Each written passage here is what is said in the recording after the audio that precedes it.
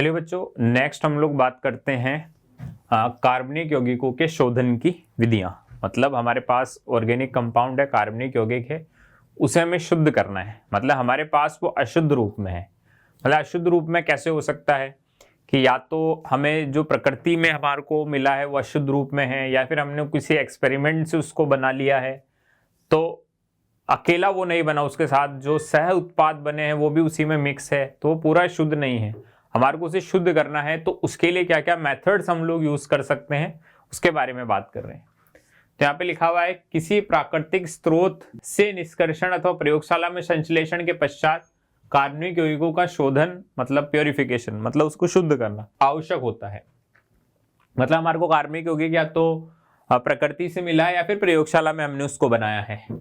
शोधन के लिए प्रयुक्त विधियों का चुनाव यौगिक की प्रकृति और उसमें उपस्थित अशुद्धियों के अनुसार किया जाता है। देखो, हमारे को प्योरिफिकेशन में उसको शुद्ध करने के लिए कौन सा मेथड यूज करना होगा।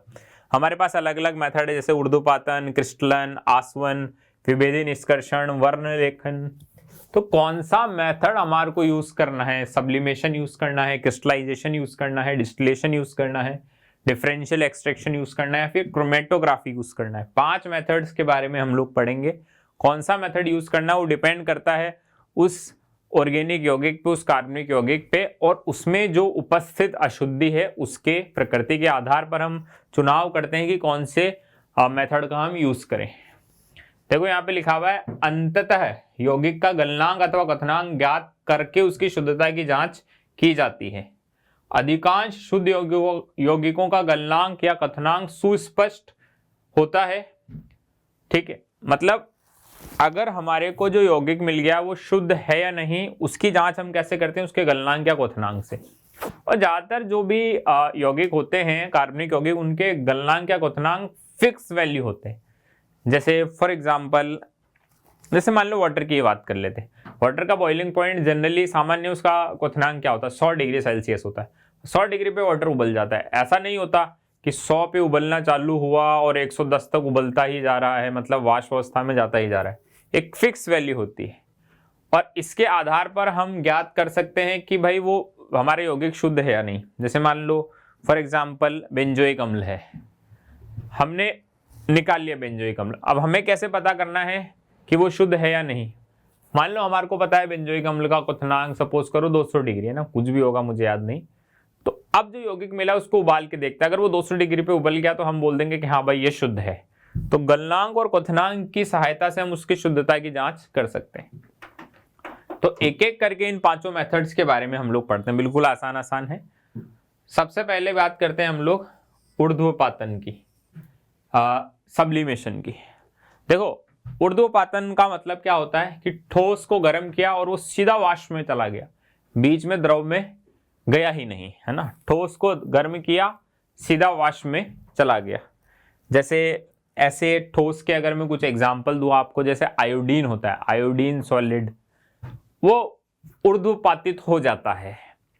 कपूर हो गया ना, कपूर आप जानते होंगे, घरों में भी हम पूजा वगैरह में कपूर यूज करते हैं, वो भी ऊर्ध्वपातित हो जाता है ना, सीधा ठोस से गर्म किया गैस में चला गया।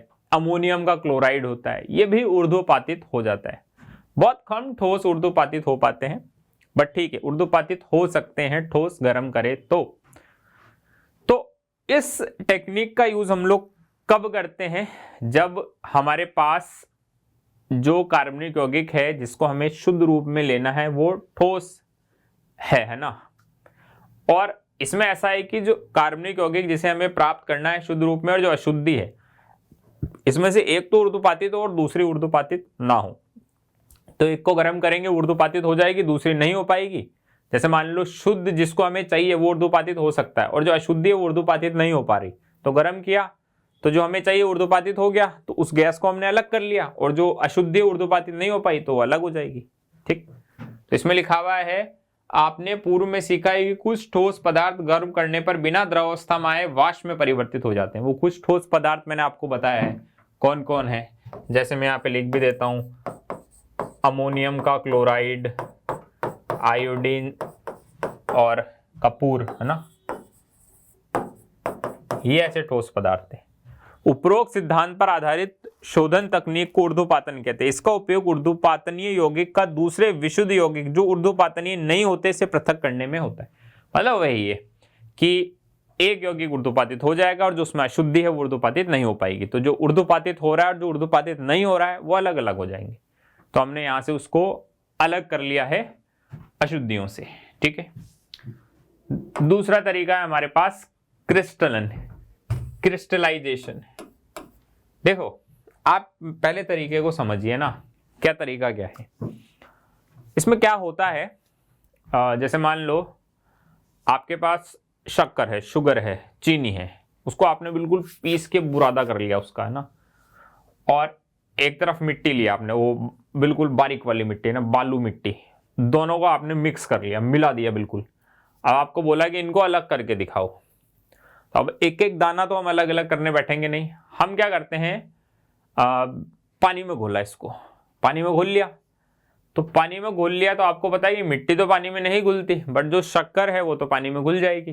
पानी में घोल लिया, फिर हमने छान लिया, छानने से मिट्टी अलग हो गई और जो पानी में जो शक्कर घुली हुई है वो अलग हो गई।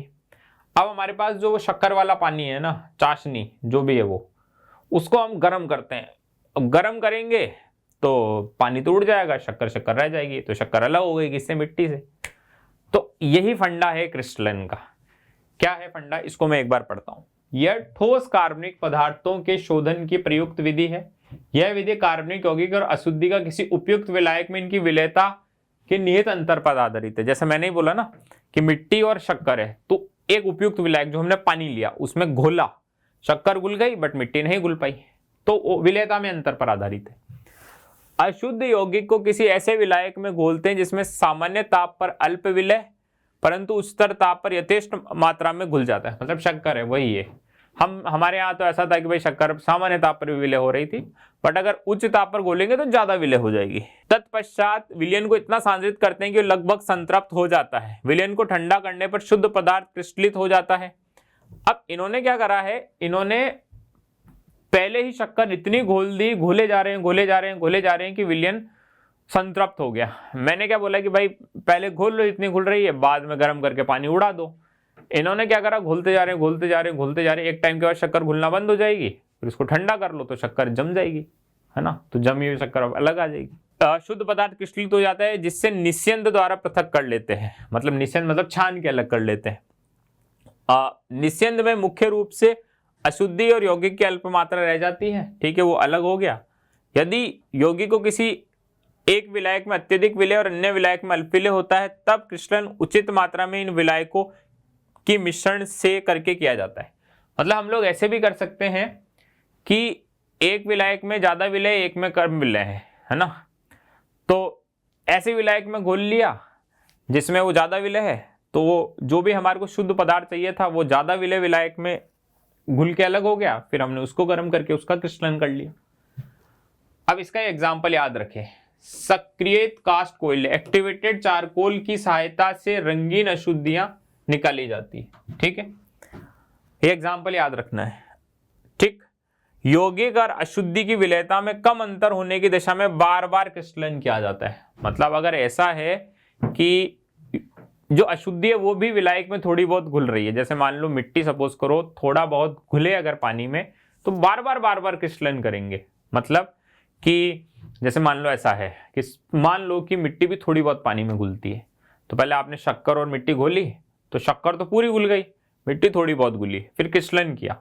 अब क्रिस्टलन से जो ठोस मिला आपको, उसमें शक्कर की मात्रा बहुत ज्यादा है, मिट्टी की मात्रा बहुत कम है। अब इसको वापस पानी में घोला तो अब शक्कर पूरी घुल जाएगी, मिट्टी थोड़ी थी अब उसमें से भी थोड़ी घुलेगी।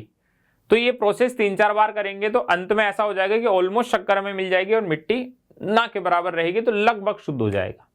तो क्रिस्टलन बहुत सिंपल प्रोसेस है। लैंग्वेज में बहुत ज्यादा उलझा हुआ है लैंग्वेज, कि भाई सिंपल है कि हमारे पास दो ठोस पदार्थ थे, उनको किसी एक पर्टिकुलर विलायक में घोला, उसमें से एक तो घुल गया दूसरा नहीं घुला, जो घुल गया उसको छान के अलग कर लिया, फिर उसको हीट करा तो पानी उड़ गया और जो पदार्थ रह गया उसका क्रिस्टलन कर लिया तो वो अलग हो जाएगा।